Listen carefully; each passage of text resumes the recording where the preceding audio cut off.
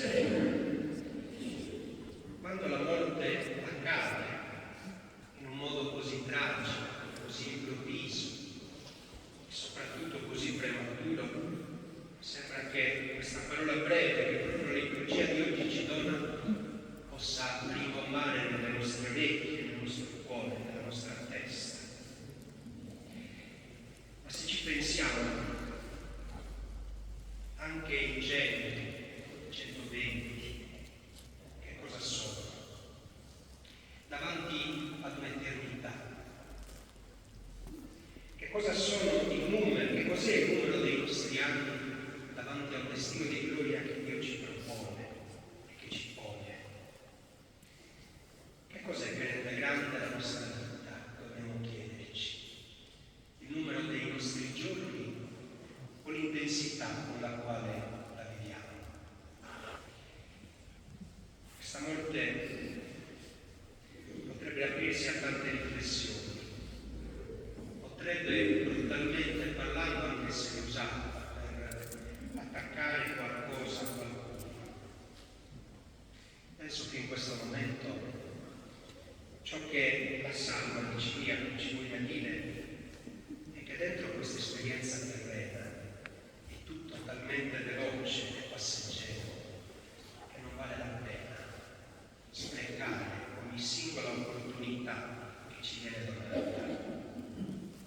Ma ogni nostra giornata, ogni nostro incontro lo possiamo vivere e accogliere come un'opportunità unica per amare la nostra vita, per saperne fare un dono, per saperci spendere per gli altri, per saper vedere ogni singolo fratello o sorella che incontriamo l'opportunità unica che Dio in quel tempo ci pone, non solo per la nostra salvezza, ma anche per quella dell'altro. Assieme a questo il brano del Vangelo usa delle parole molto forti che in realtà non sono un'accusa da parte di Gesù, ma ci vogliono ricordare che cos'è il vero amore. Il vero amore che cos'è? Il vero amore è una realtà gratuita, è una realtà che si dona senza aspettarsi il contraccambio. E Gesù dice questo: quando avete fatto tutto il vostro dovere, dite siamo servi inutili, abbiamo fatto quello che dovevamo fare. Cioè non ricercate, ci dice il Signore, l'applauso del mondo, ma ricercate una gloria più grande, che è la gloria di Dio, che passa sempre dall'incontro con gli altri. La professione che Ciriaco ha scelto non era una semplice professione, era una missione da poter accogliere giorno per giorno come possibilità di dono per gli altri. Certo, è una figura che ora mancherà.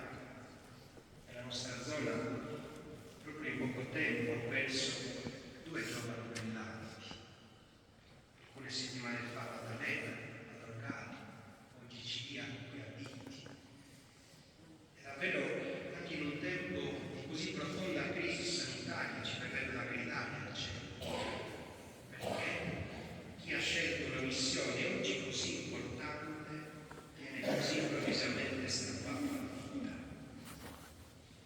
Però mi piacerebbe che l'omelia di oggi, più che me, la facessero coloro che in questi anni hanno potuto accogliere non solo le cure mediche, ma la presenza umana di Ciriaco. Ho ascoltato tante belle testimonianze in questi giorni di persone che lo hanno incontrato e dietro il lavoro in tanti hanno sperimentato una profonda umanità e una cura della persona. La persona che sta male non ha bisogno solamente di un braccio ingessato, di una gamba ingessata, ha bisogno di sentirsi accolta, ascoltata, compresa, ha bisogno di qualcuno che gli dica mi voglio prendere cura di te. E allora a 44 anni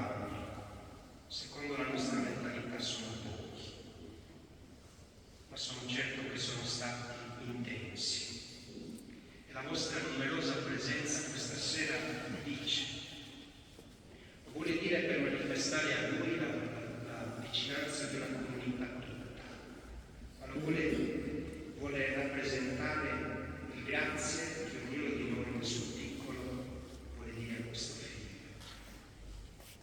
Usciremo da questa chiesa ancora con tante lacrime, ancora con tante domande. Usciamo però anche con una consapevolezza.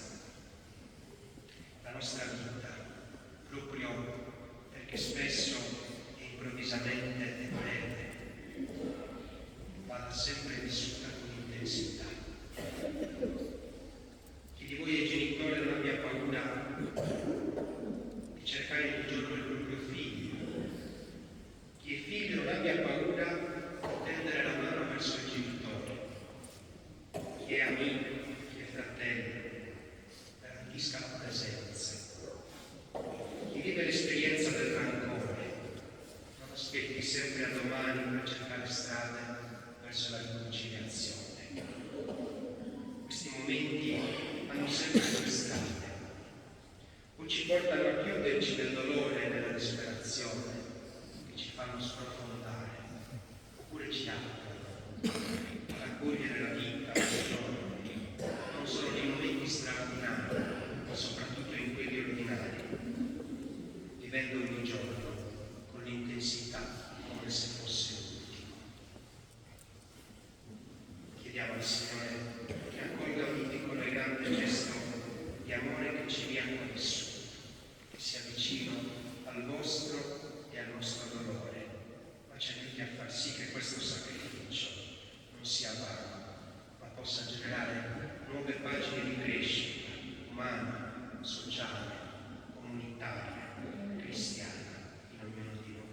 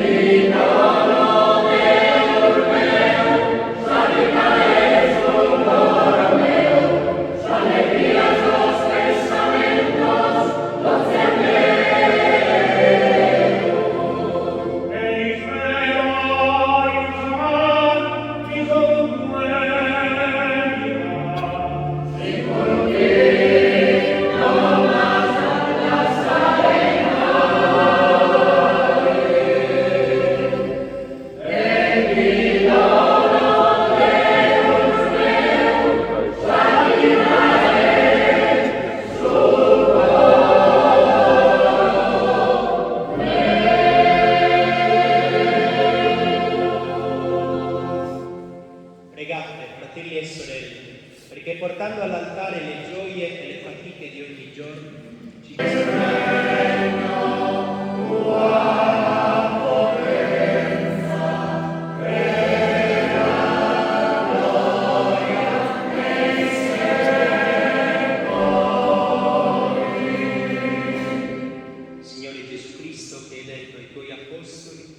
lascio la pace, ti do la mia pace. Non guardare ai nostri peccati, ma alla fede della tua Chiesa. Donale unità e pace secondo la tua volontà, tu che vivi e regni nei secoli dei secoli. La pace del Signore sia sempre con voi. Scambiatevi il dono della pace.